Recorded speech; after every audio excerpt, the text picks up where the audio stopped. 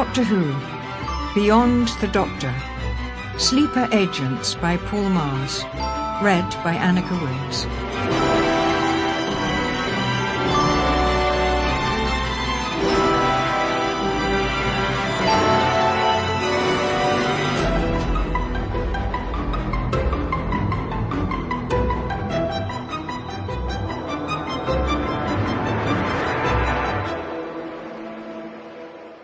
What a long and confusing day it's been.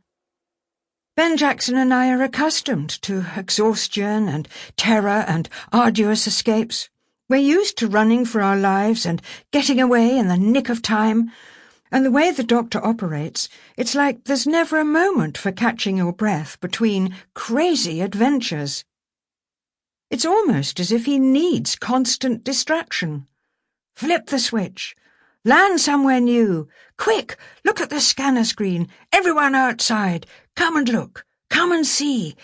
There's hardly ever a moment for thinking or quietly considering. And today, when that ghastly business with the faceless humanoids at Gatwick Airport was over at last, and everything was put to rights, it would have been the easiest thing for all of us, the Doctor, Jamie, Ben and me, to pile back inside the TARDIS and head off again, into the wide blue yonder. But Ben and I had realised that some strange kind of fate had brought us back to the very same date that we'd first left with the Doctor, after we'd defeated the war machines. It's rather like finding a bookmark in a novel that you intended to return to some day. The book falls into your hand and springs open at the same page. Oh, yes, 1966. I remember, and I have the rest of my life on planet Earth to continue. How could I have forgotten? Then the Doctor looks at you with that crumpled, friendly face of his expression as dark as stewed tea. He smiles, and he knows. He knows that he's lost you. You're about to go swimming back into your own narrow time stream, like sticklebacks released from a jar. And he wants to reason with you and protest. You've hardly seen anything yet. There's a whole universe out there.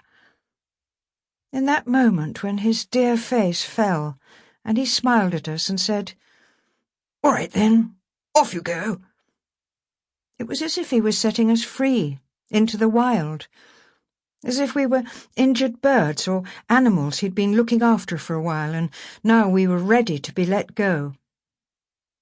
In that moment I could have sworn I saw a glimpse of the old Doctor in his eyes.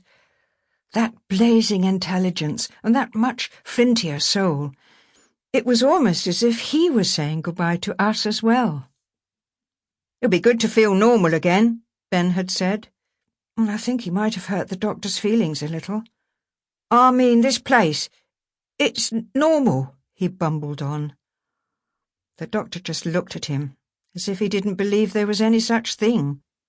He rooted around in his pockets and gave us some money, a bundle of pound notes and a bit of loose change. It was always incredible what he produced from those pockets. And then we left them both, on the tarmac at Gatwick, where it was noisy and blowy.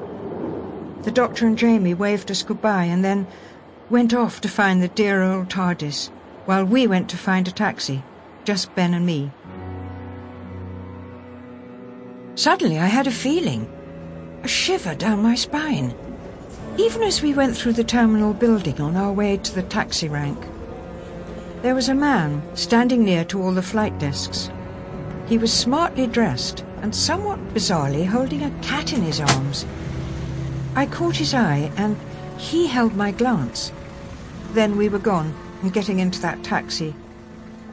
I didn't say anything to Ben. We were too busy being awkward with each other.